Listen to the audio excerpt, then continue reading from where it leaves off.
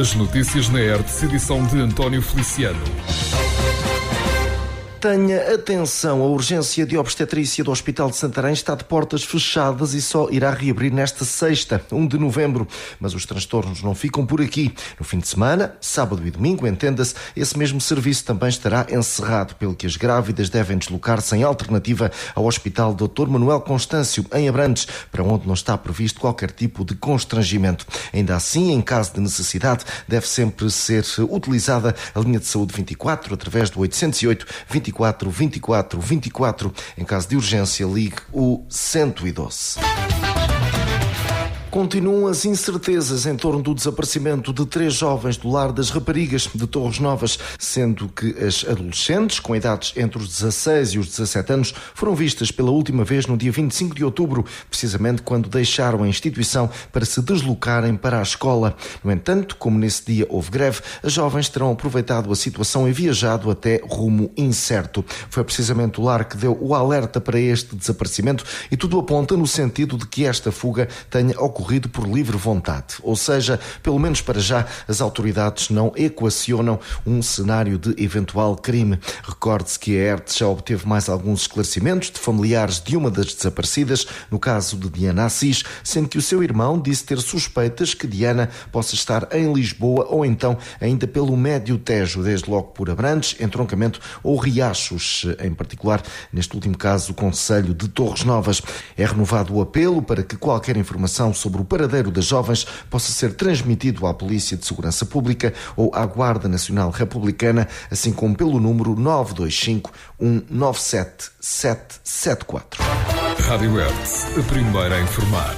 Filipa Fernandes, vice-presidente da Câmara de Tomar, deixou bem claro: quem causou os danos na sequência do despiste que ocorreu na Avenida Dom Nuno Álvares Pereira deve ser penalizado pelo que fez. O acidente, recorde-se, ocorreu na noite do último domingo, 27 de outubro, sendo que houve registro para esse despiste de uma carrinha que, ato contínuo, provocou estragos em 8 viaturas que ali estavam estacionadas. Este episódio foi tema de análise na recente reunião de Câmara, à altura em que Tiago Carrão, vereador do PSD, solicitou à autarquia para que procure soluções contra os excessos de velocidade. Uma viatura que ia em alta velocidade acabou por colidir com outras viaturas. Estamos a falar de cerca de 7 viaturas que ficaram danificadas, ou seja, as pessoas estão descansadas na sua vida e devido ao excesso de velocidade naquela avenida ficaram com as viaturas bastante destruídas, e das fotos que vi, realmente algumas delas ficaram muito mal. Houve até inclusivamente alguns feridos, creio que 2.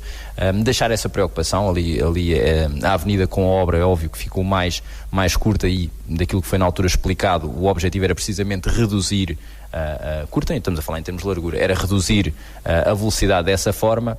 Infelizmente nem toda a gente cumpre, e aí temos o resultado à vista. Ou seja, aqui é deixar o repto para que o município, porque daquilo que nos chegou hoje, ou ontem aliás, aconteceu o acidente, mas é uma situação que é mais comum do que aquilo que deveria ser, estas acelerações e estas velocidades nessa avenida. Por isso deixar ao município essa preocupação, que também junto da PSP se possa tentar trabalhar e procurar soluções para mitigar isto, porque foram viaturas. Felizmente os feridos também parece que são ligeiros, mas amanhã pode ser uma pessoa e não é de todo uma boa prática. Filipa Fernandes concordou então com Tiago Carrão, não deixando de lamentar a falta de respeito pelo próximo, não só pelas más práticas rodoviárias, mas também pelos atos de vandalismo de que a cidade tem sido alvo. Lamentar o abuso excessivo, de falta de respeito pelo próximo. A minha liberdade começa onde a outra acaba, e acho que as pessoas esquecem-se disto, e efetivamente não só no excesso de velocidade, mas temos visto também nos grafites que vão sendo feitos pela cidade. Efetivamente há uma falta de respeito tremenda que nos preocupa a todos e que lamentamos profundamente que continue a existir. E portanto dizer-vos que, aliás, as obras que temos feito paulatinamente na cidade têm sido com esse fim, que a diminuição da velocidade dentro da cidade. Portanto, em todas as artérias da cidade, quando saímos quando nos aproximamos da cidade, todas as obras têm sido feitas nesse sentido, diminuição da via o estreitamento da via, para que efetivamente a circulação seja com menor velocidade. Mas há quem continue a desrespeitar e a assobiar para o lado, e nós efetivamente também lamentamos esta falta de postura e de respeito pelo próximo. E que espero que efetivamente que quem causou os danos seja devidamente penalizado pelo que fez, por tudo o que fez e pelos danos causados. Por se tomar ainda o acidente na Avenida Nuno Álvares Pereira, Filipa Fernandes, vice-presidente da Câmara, foi clara: quem causou os danos deve ser penalizado pelo que fez. Rádio Hertz, informação. Cerca de 5.000 pessoas estão sem médico de família no entroncamento, isto no universo de 22.000 residentes. Os números foram avançados por Jorge Faria, presidente da Câmara, em recente entrevista na Hertz, altura em que houve espaço para um ponto de situação em torno do acesso aos cuidados primários. O autarca apontou para a necessidade de aumentar a dimensão da atual unidade de saúde familiar ou mesmo criar outra alternativa como uma medida para atenuar este impacto da falta de médicos. Nós, neste momento, temos cerca de 4.500 pessoas sem médico de família. 4.500, talvez entre 4.500 a 5.000 pessoas sem médico de família. E algumas dessas pessoas não têm médico de saúde por uma razão. O médico que presta apoio a essas pessoas não tem a especialidade de médico de saúde e, como tal, não são considerados como médico de saúde, mas têm os cuidados primários de saúde. Nós estamos a trabalhar para tentar aumentar a dimensão do USF, ou em alternativa criar uma segunda USF, embora achemos que seja preferível aumentar a dimensão da USF, para que de facto toda a gente tenha um médico de família.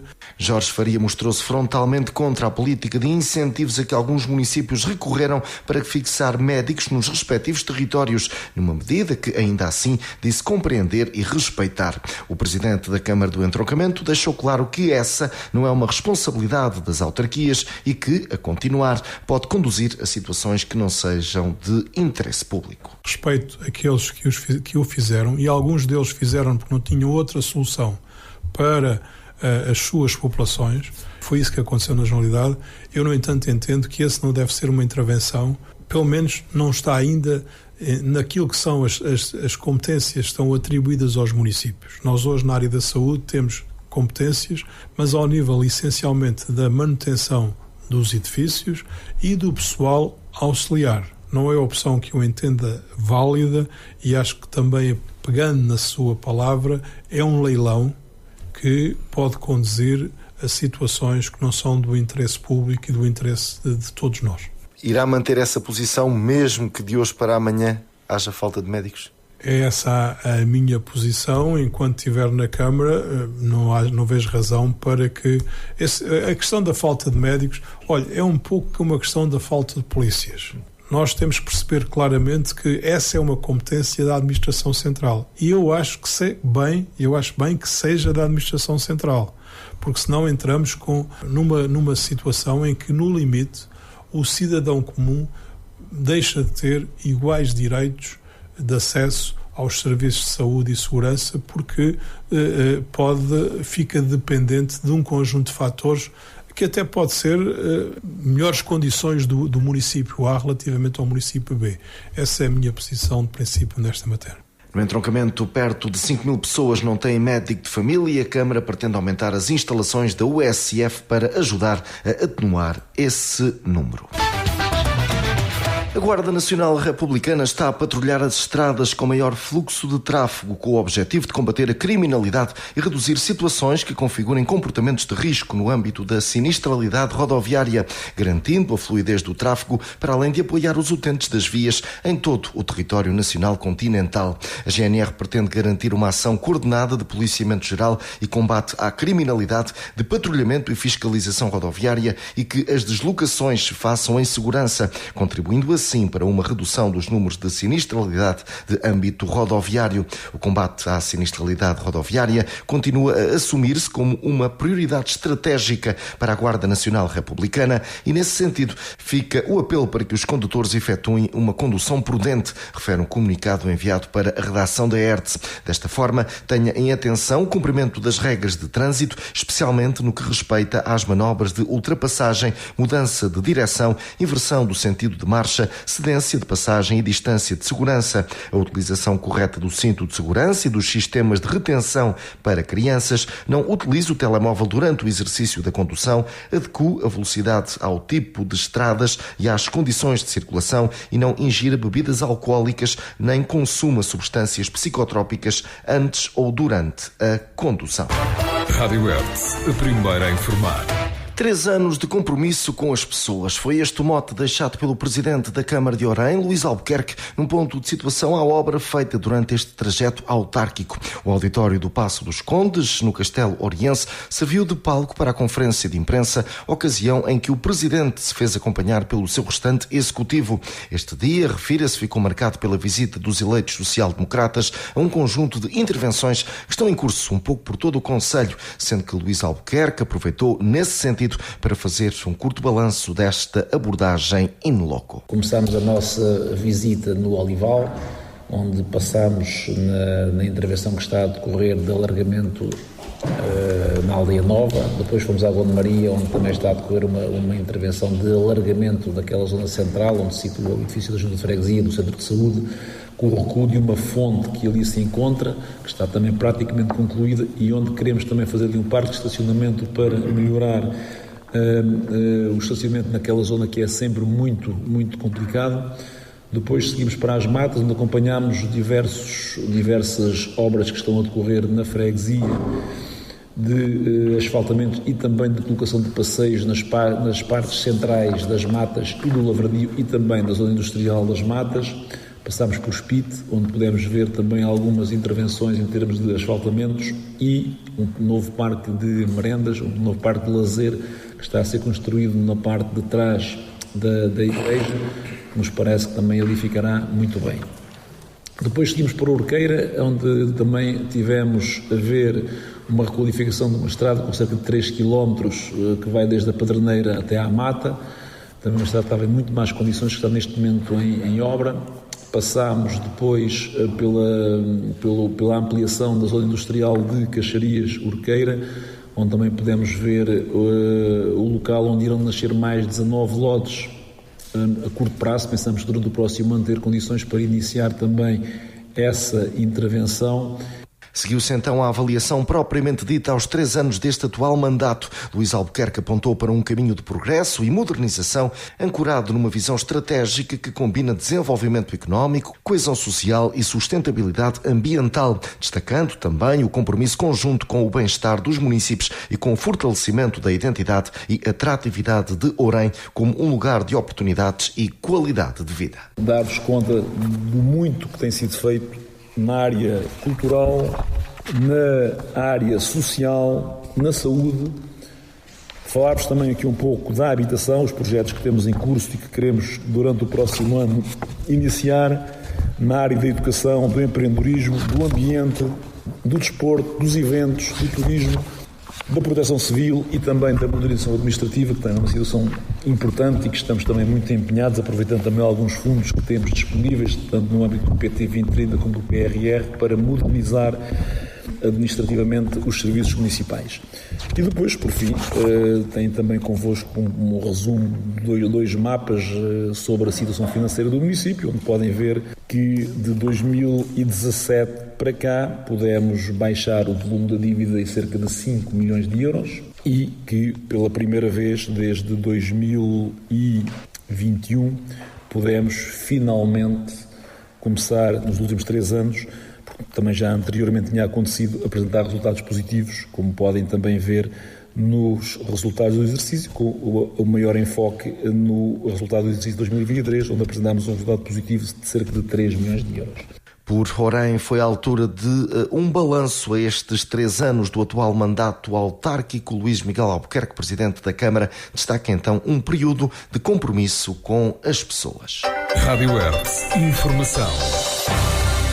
Em comparação com setembro de 2023, os dados da sinistralidade referentes a setembro de 2024 na área da responsabilidade do Comando Distrital de Leiria da Polícia de Segurança Pública apontam para uma diminuição do número de acidentes, -6, diminuição de atropelamentos, -5, apesar do aumento de atropelamentos em Passadeira, +1, diminuição de feridos leves, -4 e aumento de feridos graves, +3. Contudo, não se registaram mortos. Relativamente aos dados referentes aos primeiros 9 meses de 2024, 1954 acidentes e a sua comparação com o período homólogo de 2023, 2037. Verifica-se também uma diminuição do número de acidentes, -83. Em recente publicação, o Comando Distrital assegura que continuará a fiscalizar os comportamentos de risco e apela a todos os condutores para que conduzam em segurança, adaptando a sua condução às condições meteorológicas e ao estado do piso da via e que não adotem comportamentos que possam diminuir as capacidades de condução, como conduzir em excesso de velocidade ou sob o efeito do álcool ou de substâncias psicotrópicas ou que sejam suscetíveis de causarem distrações, como o uso do telemóvel durante a condução. Vamos agora avançar para a nota do dia hoje com Eunice Lopes. Como nota do dia de hoje, gostaria de registar uma breve reflexão sobre a importância dos recursos patrimoniais num contexto de atratividade dos destinos que detém, por exemplo, o património ferroviário, aliado também à perspectiva de desenvolvimento cultural e turístico de uma cidade, neste caso em específico, a cidade de Tomar. Esta reflexão surge, de facto, a propósito de um questionário aplicado e que ainda se encontra em aferição, para se perceber se a oferta turística e cultural da cidade é considerada atrativa para os visitantes, isto num contexto de atributos relacionados com os recursos patrimoniais existentes no destino, com a particularidade de ser uma cidade com uma estação ferroviária. Nos resultados conseguidos até ao momento, verificou-se numa avaliação atribuída de 1 a 5, onde 1 é nada importante e 5 é muito importante, que os respondentes consideram muito importante o desenvolvimento do turismo cultural na cidade de Tomar, com um total de 67% de respostas. Da questão deixada aberta ou com um pedido de sugestão sobre o que do ponto de vista do visitante poderia contribuir para o desenvolvimento da cidade, algumas dessas sugestões referem a identidade, a diversificação de produtos, a criatividade, o respeito pela capacidade de carga e a conservação do património. Já sobre a importância da estação ferroviária existente na cidade, se contribui para o desenvolvimento do turismo cultural no destino, observa-se que a maioria dos respondentes, com 46,51%, considera a existência da estação ferroviária na cidade como muito importante, isto no contexto do desenvolvimento do turismo cultural, sendo que 2,33% consideram-na nada importante para o desenvolvimento cultural e turístico da cidade. Portanto, apesar das respostas, como disse, ainda se encontrarem em processo de aferição, ainda assim servem de base para novas linhas de aprofundamento sobre esta temática, em que de facto só a gestão e a promoção mais eficaz dos recursos patrimoniais, bem como a monitorização da utilização do potencial cultural, poderá efetivamente, a meu ver, contribuir para uma melhor atratividade de um destino turístico. Acabamos assim de ouvir Eunice Lopes aqui com a nota do dia. Rádio Hertz, a primeira a informar. Concluímos assim mais esta edição. Continue desse lado. Estas e outras notícias em radiohertz.pt.